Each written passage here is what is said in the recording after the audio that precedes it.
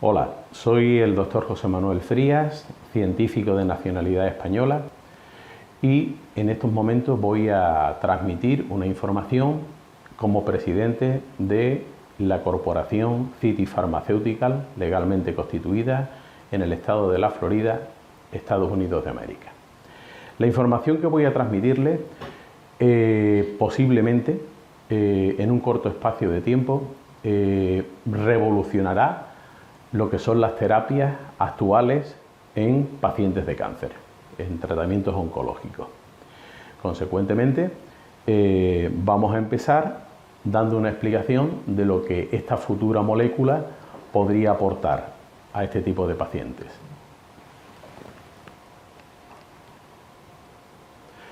Bueno, como podrán comprobar, estos son los tres mecanismos de acción que tiene esta futura molécula. Uno de ellos es la inmunomodulación, que ahora hablaremos de ella. Otro es una acción citostática, que también hablaremos de ella. Y otro es una acción anticaquexia. Consecuentemente, vamos a empezar con la primera de ellas, que es la inmunomodulación. Dentro de nuestra línea de defensas, nos encontramos con tres fagocitos, que serían los macrófagos, linfocitos, tanto los B como los T.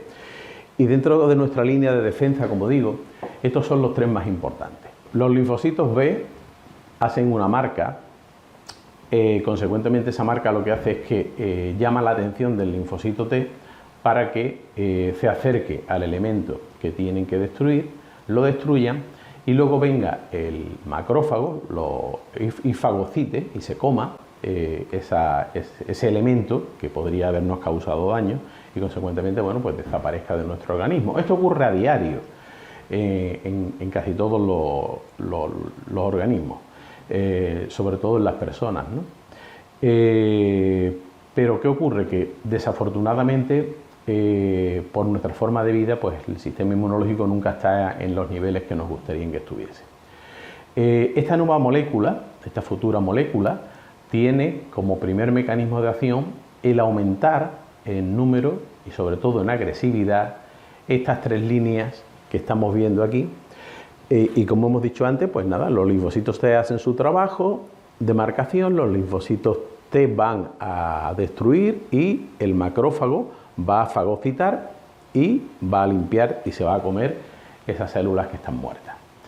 Como digo, esto ocurrirá en la mayor parte de las células tumorales. Vamos a hablar del segundo mecanismo de acción.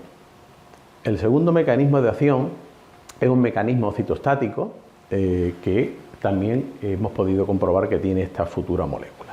Vamos a hablar de él.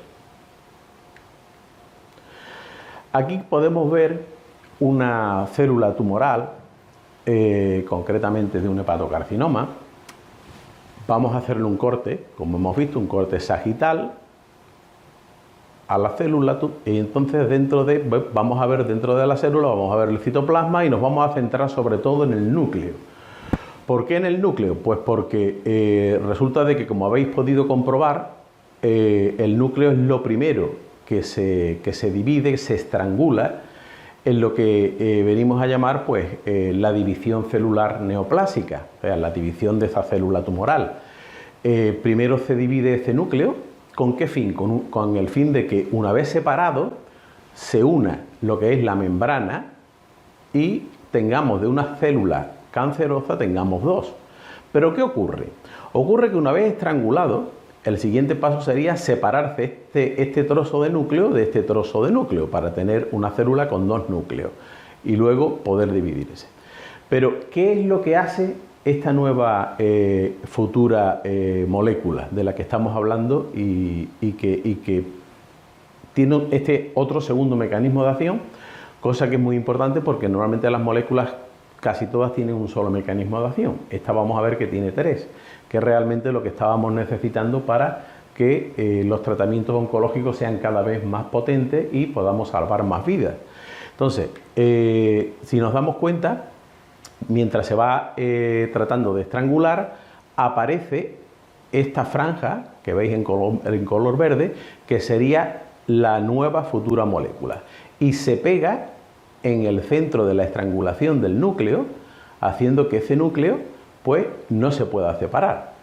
Si el núcleo no se puede separar, la célula no se puede dividir y consecuentemente la agresividad que toma esa célula al no poder separarse lleva a la célula cancerosa a una apostosis. Una apostosis es una muerte celular inducida y como veremos en el siguiente slide, cuando se da cuenta de ello, ¡pac!, la célula se destruye, se microniza y a partir de casi micronizarse llega el macrófago y se come esos trocitos de célula. Bien, con esto hemos reducido ampliamente lo que sería el segundo mecanismo de acción. Ahora vamos a pasar al tercer mecanismo de acción, que no es menos importante que los dos anteriores. Este mecanismo de acción no es conocido por mucha gente. El problema de la caquexia es algo que preocupa grandemente al mundo de la oncología. ¿Por qué? Porque de los pacientes que mueren de cáncer, gran parte de ellos mueren por caquexia, no por el tumor en sí. Vamos a empezar a hablar de la caquexia. La caquexia se divide en tres grupos, como podemos ver en la pantalla. El primer grupo es la precaquexia. La precaquexia son aquellos pacientes diagnosticados que en el último mes han perdido al menos 5 kilos de masa muscular esquelética. Y claro, cuando pierden esos kilos y estamos tratando de alimentar al paciente, tenemos que empezar ya a pensar que el paciente va a entrar en una caquexia. En el momento en que esos 5 kilos aumentan y se pueden poner en 15 o se pueden poner en 20 kilos de pérdida de masa muscular esquelética, el paciente ya está en caquexia. A partir de que el paciente está en caquexia, no es un síntoma de nutrición, porque aunque podamos alimentar bien a ese paciente, vía oral o vía intravenosa, el paciente no adquiere peso. El paciente sigue perdiendo peso y consecuentemente llega un momento en el que se produce la tercera fase, que es la más complicada en la caquexia, que es la caquexia en la que no funciona ningún tipo de tratamiento. Le llamamos normalmente caquexia no respondedora a tratamientos, como podemos ver en pantalla. Cuando el paciente ya está en ese punto de caquexia no respondedora a tratamientos, se haga lo que se haga, el paciente ya está en una fase terminal. Pero no porque el tumor haya avanzado muchísimo más, sino porque nos estamos quedando sin paciente. El paciente ya, por mucho que le demos, como hemos dicho antes, tratando nutricionalmente de recuperarlo, el paciente no se recupera porque no adquiere peso ni adquiere de nuevo masa muscular esquelética. Y el paciente muere como si fuese un paciente que muere de inanición. Entonces, ¿qué ocurre? Que claro, esta nueva futura molécula consigue que los pacientes que están en precaquexia o en caquexia o ya incluso en una caquexia no respondedora a tratamiento, empiece a recuperar su peso con aquellos alimentos que le vamos dando y nutricionalmente ese paciente empieza a recuperarse. Entonces, vamos a resumir un poco los tres mecanismos de acción para darle realmente la importancia que tiene a la unión de esos tres elementos que son novedosos realmente y que cada uno de ellos en su conjunto pues nos va a dar el resultado final que es al que se quiere llegar siempre, que es salvar la vida de ese paciente. Por un lado tenemos que va a haber un aumento en el número y sobre todo en la agresividad de los leucocitos, entendiéndose por los leucocitos los tres que hemos citado antes: linfocitos B, linfocitos T y macrófagos. Entonces, ese aumento en la agresividad de ellos va a hacer que ayude a la quimioterapia a destruir más células tumorales. Y por otro lado, el macrófago va a tener una mayor capacidad de agresividad y eso le va a permitir poder destruir todas aquellas células que se quedan muertas en nuestro organismo y que son las que en gran parte tienen la facultad de, en el paciente de cáncer, hacer que aparezcan lo que llamamos efectos secundarios o indeseables. muchas veces achacado a la quimioterapia, pero que realmente eso lo produce pues cuando el paciente tiene muchas células muertas en su organismo y eso lo lleva a una autointoxicación. Consecuentemente, si los linfocitos, en este caso los T y los B, y el macrófago está con una actividad y una agresividad grande, ese paciente no va a tener esos efectos secundarios. Después tenemos una disminución de esos efectos secundarios de la quimioterapia o de la radioterapia, pero cuidado, atento a lo que digo, una disminución de los efectos secundarios, no una disminución del efecto que produce la quimioterapia o produce la radiación. La quimioterapia va a hacer su trabajo, por supuesto, la radiación va a hacer su trabajo, por supuesto, pero los efectos secundarios van a desaparecer por lo menos en un 80%. Esto es muy importante por lo que vamos a decir ahora. La tolerancia a los protocolos oncológicos que pueden llegar a ser completos. Cuando un paciente de cáncer se le diagnostica un tipo determinado de tumor, el comité de tumores o el oncólogo que lo está llevando determina cuál va a ser el tratamiento, cuántos van a ser los ciclos de quimioterapia. Y en muchos casos, desafortunadamente, se va quedando sin paciente, porque el paciente pues o bien va perdiendo, como hemos dicho antes, esa masa muscular esquelética entrando en caquexia, o bien su hemograma pues determina que el paciente pues no tiene defensas ninguna, etcétera. Hay que paralizar ese protocolo de quimioterapia. Ese protocolo de quimioterapia estaba previsto para que hubiese una remisión completa del cáncer. Si tenemos que paralizarlo, el cáncer va a seguir adelante. Y el oncólogo se queda con las manos cruzadas porque no puede hacer nada. O sea, si ya es difícil su trabajo, si no puede utilizar la quimioterapia o la radiación, se complica aún mucho más. Consecuentemente, ese paciente tiene muchas menos posibilidades de seguir viviendo.